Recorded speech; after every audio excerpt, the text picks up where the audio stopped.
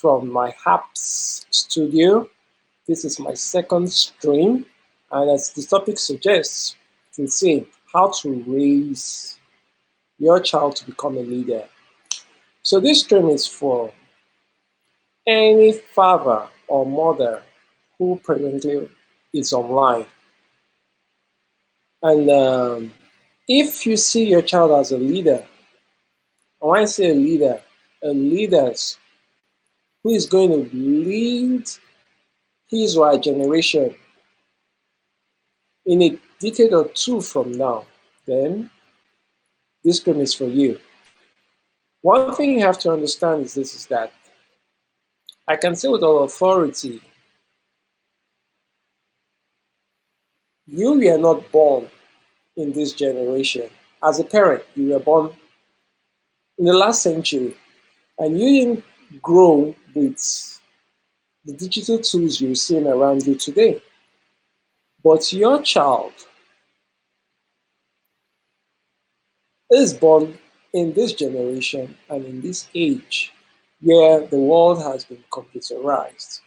So what are we talking about here is this, is that if you don't equip yourself, you might find it very hard influencing your child, because your child is growing in a world that he or she is constantly bombarded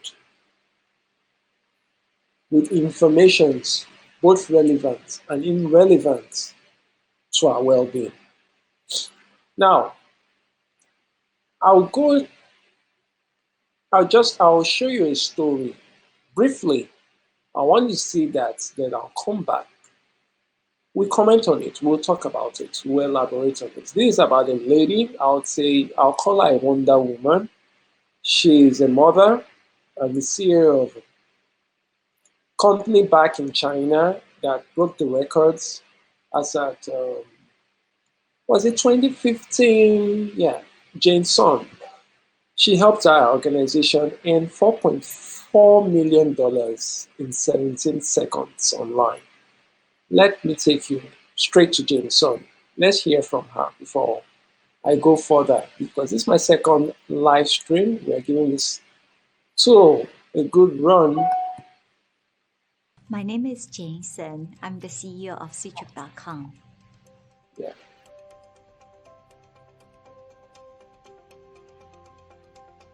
When I was a young student in Beijing University Law School, I was very blessed for the opportunity to be able to go to the States to study. I went to Silicon Valley, and the internet started to take off. And when the internet bubble busted, I came to China, and China's economy in the past 15 years just doing so well, right? So I feel very, very blessed for the opportunity. So I will do everything I can to lay out a solid foundation for the next generation so that they can be able to grasp the future opportunities to be successful. So my advice to young generation is always not to limit yourself because of your title or because of a level.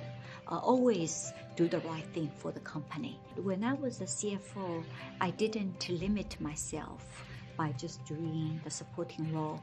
Whatever our company is needed, I always jump in, fix all the issues. So gradually our board promoted me to be the COO of the company.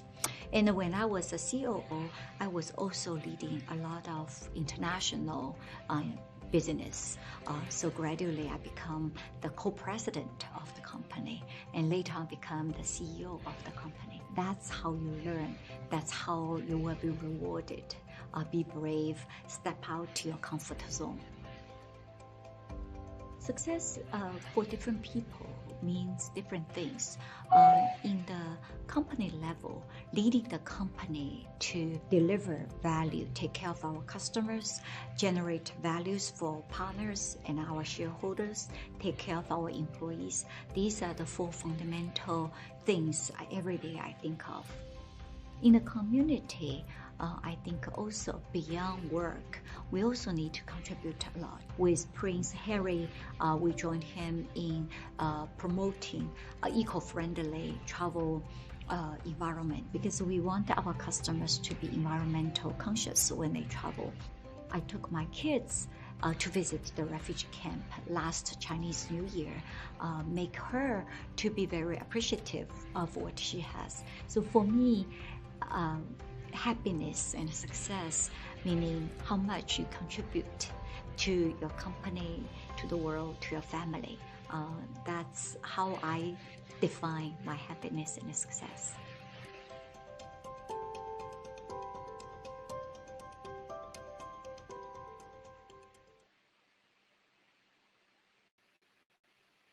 Wow, what a story. And I apologize for the audio anyway, but this is my second stream. But then what she said there was the fact that I love her definition of success, that success is all about happiness and the ability to contribute to other people's joy, to other people's happiness, to other people's successes. She started as a nobody in the organization, but then she didn't allow her position to limit her contribution. She kept on contributing, and that was how she got elevated. And the key thing there was what she said there was the fact that she had to create value, value for partners of the organization, value for stakeholders, value for customers, and value for the staffs that those are employees. So it was a win-win-win. The partners had to win, the stakeholders will have to win, the staffs too have to win, and the customers, most importantly, will have to win. And that was the secret behind her success. She pulled that feat. That was in 2015. $4.4 million in 17 seconds. Now, if you listen to her story carefully, she took her daughter to the refugee camp. That's the part that was key to. That's how you raise a leader. Her child, she had to take her daughter there for her daughter to experience, see things, not just from an editor's lens, but from our own lens. She should get to understand the plight of people across the globe. You know, that's where the transformation happens for kids. Now, here's the thing here I want to say. She, as a mother, she's been successful online, and she said that when she left the US after studies, that the internet boom just started in China.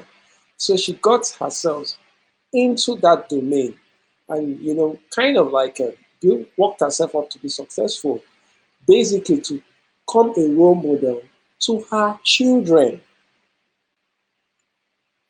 That's just what I want to take from this story. It's an interesting story because the whole thing, why she did what she did, it became meaningful to her because of the fact that her daughter was following her footsteps.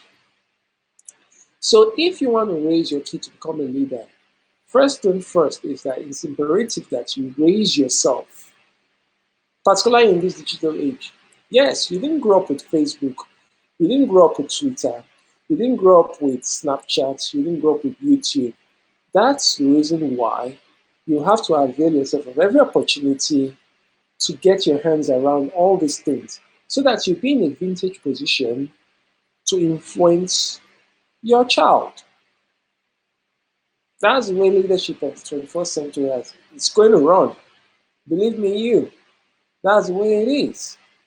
Because here's the thing research has it that most kids, when they've got situations in their lives right now, what they do, they just go online. They start chatting, looking for solutions online rather than communicating those challenge or problems they're facing to their parents. They just go online. And we've had issues of suicidal attempts, suicidal thoughts. In fact, this lockdown has been crazy. When you go read the report, what it's what has been going on around in different parts of the world, in particularly with teenagers, because they were used to being in the classroom, but now they are being homeschooled. So what do you think they do? They go online. Now we are in a world whereby the report I read last week was a child is about a little boy who is so bothered about what he's bothered about creating a content to attract people to his birthday party. So he, from what I read is the fact that he was getting depressed about the fact that he has not been able to come up with an idea that will blow the minds of people on TikTok so that they'll show up at his birthday party. How crazy is that? That's the world we live in. When I was a child, your birthday parties were run by word of mouth.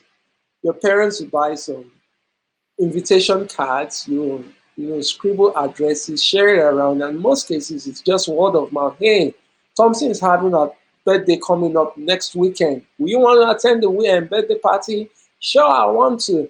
The whole neighborhood will hear about it, and everybody is going to be at Thompson's place of residence. But the world we have today, you have people, kids are being, they are bothered about what their colleagues will think of if they do this on TikTok or they do that on TikTok. They are being bullied, what we call cyber bully and all that. So, how will you raise your child in such a world?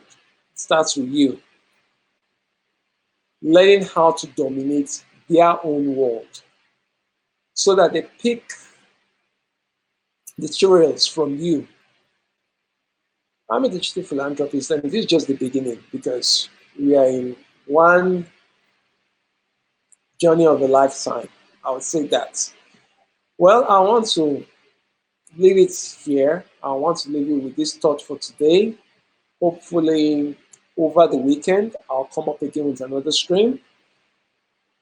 This is the second stream, and so far, so good.